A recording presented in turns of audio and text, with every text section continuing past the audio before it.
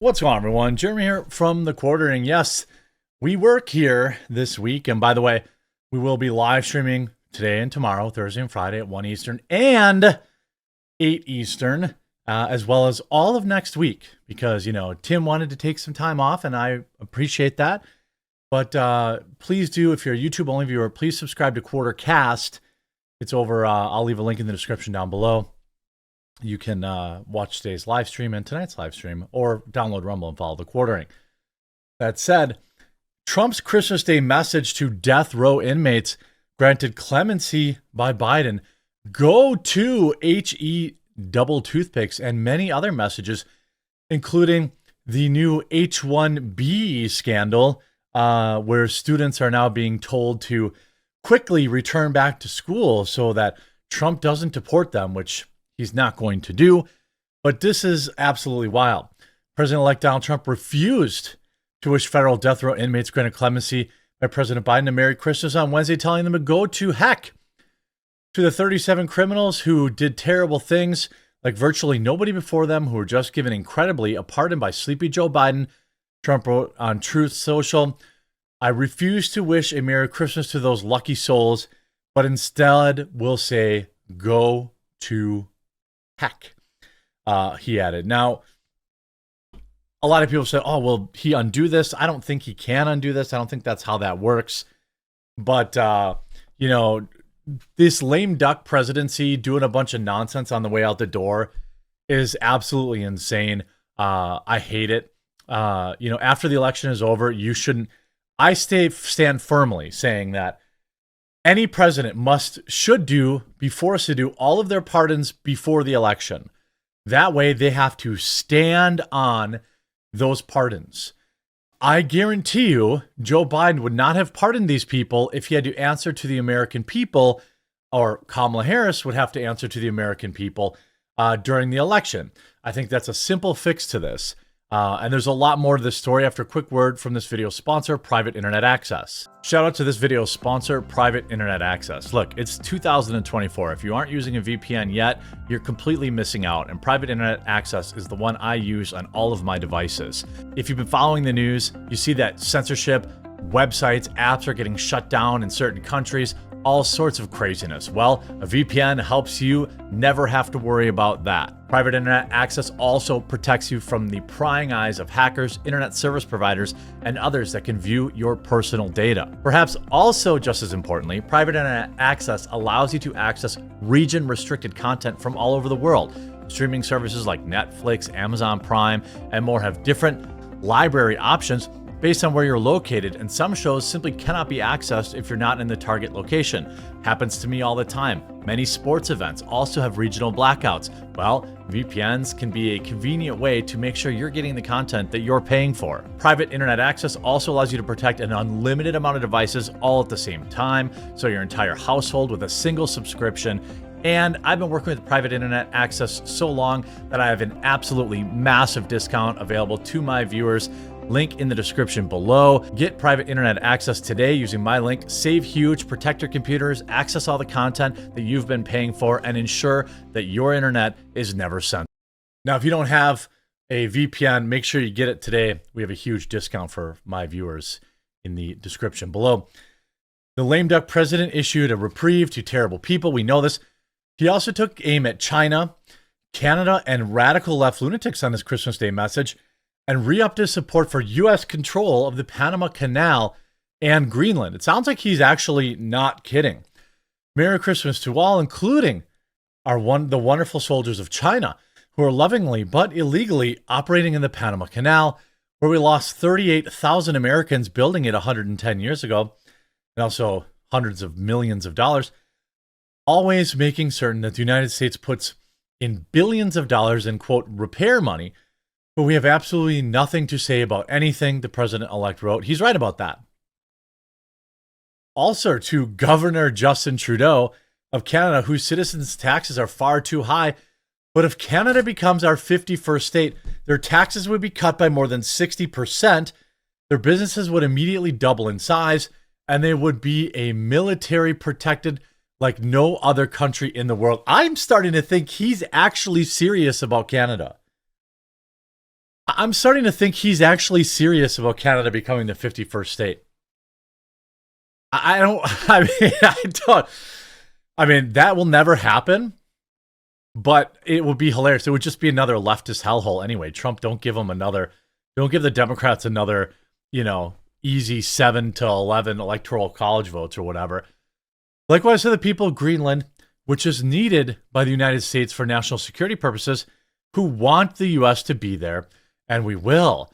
Trump concluded, Merry Christmas to the radical left lunatics who are constantly trying to obstruct our court system and our elections and are always going after the great citizens and patriots of the United States, but in particular their political opponent, me.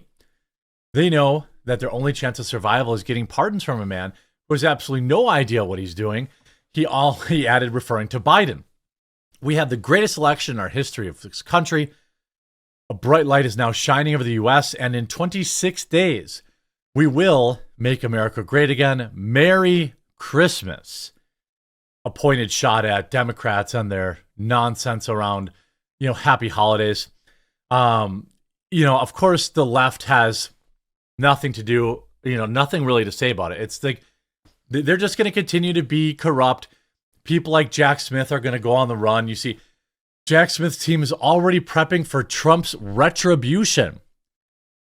What do you mean his retribution?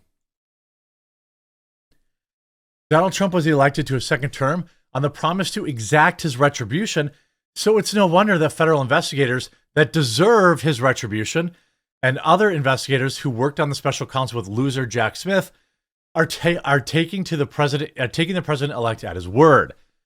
According to two sources with knowledge of the matter and a former Justice Department official, several attorneys and staffers who were on the special counsel Justice Department team, or had done work for its criminal investigation of Trump, have already sought legal counsel or retained personal lawyers in case the former president and now future president and his incoming administration follow through on his desire to probe or even prosecute his enemies. Now, I 110% believe that he should be investigating every one of these people that brought these ridiculous politically motivated charges against him. I am not saying that he should, for the lack of a better word, trump up charges like the Democrats did. But I want to know if there's any legal ground to stand on to prosecute these people. I suspect there is. I suspect we'll find collusion between Georgia and the White House, as we've seen. Stuff going on with Letitia James and Alvin Bragg in New York. Jack Smith. There's probably something going on there that is illegal, and I think they should be investigated for that. Now, my only concern is Trump literally ran on lock her up in 2016 and never did. So I just don't know if he's really going to follow through with this stuff. That said, he's a different man now in 2024. He survived several attempts on his life. He's seen the swamp from the inside. He has a better team now. He has people like Kash Patel and this, that, and the other thing, heading up various teams. So it's a little different. And certainly if the American people want and do want some sort of, payback or retribution, then they should have theirs, especially if they actually broke laws, right? Precedent on doing what they did with the weaponization, using the DOJ and the FBI to go after their political opponents, that is so bad, Trump said earlier this year. That means I can do it too, he added. Pandora's box is open, and that means that I can do it too. Trump repeatedly pledged to his voters retribution when President Joe Biden said during the debate that Trump will go after his political opponents. He did not deny that, instead offering, I said my retribution is going to be success. In my opinion, that is kind of a denial. I in my heart of hearts, I don't believe that Trump is going to go like scorched earth after these people. I hope he does within the scope of the law. But, I don't know. At least one such investigator has privately inquired if there are steps, even extreme ones, that they can take to protect their spouse's assets in the event of harmful criminal charges. They want to make sure that they're protected if worst comes to worst. one source said. 3 sources refused to publicly reveal who on the Smith team was seeking legal counsel or exploring preemptive measures. However, Trumpland is determined to work up a list of potential targets. Indeed, Trump and his circle have been working on that to some degree or another for years. Well, we need him to do this. We don't need happy-go-lucky, I won, now let's all come together, Trump. If you don't root out, this rot in the system, then you can't fix it. And if these people broke the law, then I think that they should go to jail for an appropriate amount of time. I just think that that's no problem at all. Also, Donald Trump makes an astonishing offer to the people of Canada. We've got that. So all this Canada news, by the way, is hilarious to me. Now with the H1B stuff, Trump targets Greenland and Panama's international students urged back to campus before inauguration. Danish defense minister said it will spend $1.5 billion to ensure a stronger presence in the Arctic. Wow, what a weird subtitle. College campuses across the country are calling the nation's more than 1 million international students back to school before Trump's inauguration, warning the possibility of an imminent travel ban targeting certain countries could impact their return. Well, what countries? What countries? Palestine? Are these countries, Syria? Are they, Hamas controlled? Are they Taliban controlled countries? By the way, I have no problem with that. I have no problem with it. We need a cooling off period. We've had 4 straight years of complete unchecked mass immigration into this country. I think we need a cooling off period of probably 10 to 20 years where we just don't let anyone else in. We figure out who's here and can stay. We figure out who's here and must go. And then we can slowly start to open things up again. I don't have any problem with that. Colleges telling their students to run back is absurd. I don't know. A travel ban is likely to go into effect soon after the inauguration. I haven't heard him talk much about that. The university warned students late last month, according to a memo obtained by CNN. The ban, here we go. The ban is likely to include citizens of countries targeted in the first Trump administration: Nigeria, Myanmar, Sudan, Tanzania, Iran, Libya, North Korea, Syria, Venezuela, Yemen, and Somalia. New countries will be added, probably China and India. Fine by me. Fine by me. I think India is probably less of I'm more worried about Terry's. So maybe India doesn't really have that problem. The H1B thing is a completely different conversation, but yeah, Trump takes no days off and epically trolling Canada.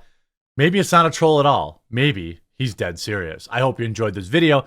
If you did, make sure you leave a like on it.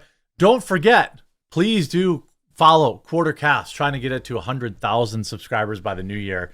Probably not likely, but, you got to set goals. If you don't set goals in life, well, then it's hard to achieve much of anything. We'll talk to you again real soon.